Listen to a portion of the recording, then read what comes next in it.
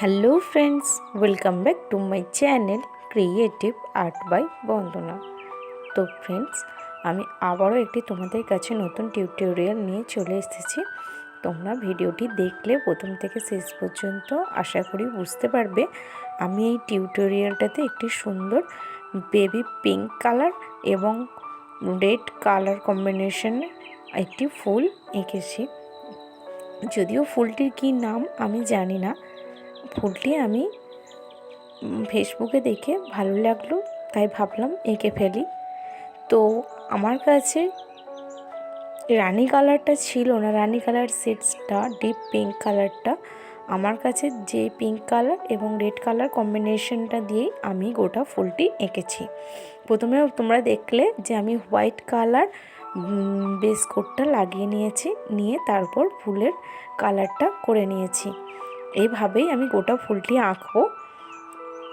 গোলাপি পাপড়িগুলির মধ্যে আমি রেড কালার কম্বিনেশনে পিঙ্ক কালার মিক্স করে আমি ফুলটির স্ট্রাকচারটা গড়ে নিয়েছি। তোমরা প্রথম থেকে শেষ পর্যন্ত স্কিপ না করে ভিডিওটি দেখো, আশা করি তোমাদের ভালো লাগবে।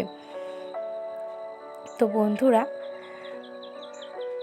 ফুলটি আঁকলাম, আঁকতে আঁকতে দেখলাম যে না, সত্যি ভালোই হয়েছে, ভালোই লাগছিল। সামনে থেকে দেখে ভালোই লাগলো। জানি না তোমাদের ভিডিওটি দেখে কেমন লাগবে।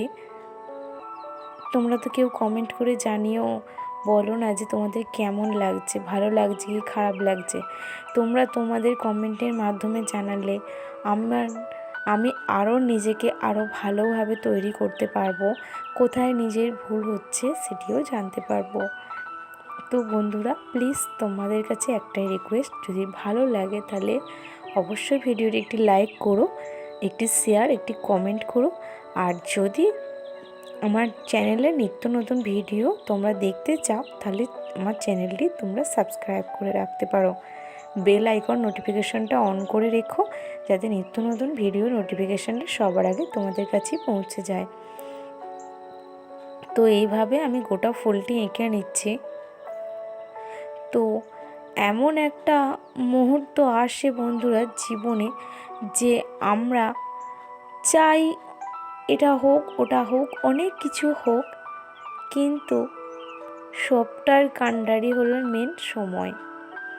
সময় যতক্ষণ না একটা নির্দিষ্ট কাজের জন্য উপযুক্ত হয়, ততক্ষণ পর্যন্ত আমরা যাই কিছু করি না কেন, যাই কিছু চেষ্টা করি না কেন, আমরা সেটাতে সফলতা অর্জন করতে কখনোই পারি না।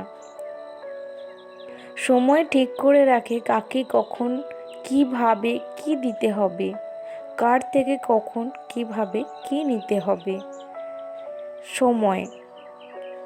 এই জন্য আমি অন্তত মানি, আমার ভাই মানে, যে time is god, time is money, time is everything all in one. এই গোটা বিশ্বটা নির্দিষ্ট সময়ের মধ্যে বাঁধা, আমাদের জীবনগুলিও নির্দিষ্ট সময়ের মধ্যে বাঁধা। আমরা সবাই সময়ের হাতে একটি নির্দিষ্ট কি বলবো, অদৃশ্য বাঁধনের মধ্যে আবদ্ধ হয়ে আছি বন্ধুরা। এই বাঁধন ছিঁড়ে আমরা কেউ কিন্তু বেরোতে পারবো না। সময় এমন একটি জিনিস যেটি হলো বালির মতন, একবার হাত থেকে গলে গেলে না, আর সেই দ্বিতীয়বার সেকেন্ড টাইম সেই সময়টি আর আমরা ফিরে পাই না। আমি যে কথাগুলো বলছি বন্ধুরা, সেই কথাগুলো কিন্তু শুধু আমার জীবনের নয়, প্রত্যেকটি মানুষের জীবনের এটি একটি কঠিন বাস্তব সত্য। তো এই বাস্তবটি আমিও অন্তত অ্যাকসেপ্ট করি, মানি। এভাবেই বড় হয়েছি ছোট থেকে। আমার মা সবসময় বলতেন, সময় অতি মূল্যবান একটি জিনিস, বস্তু বলবো না, একটি জিনিসই বলি।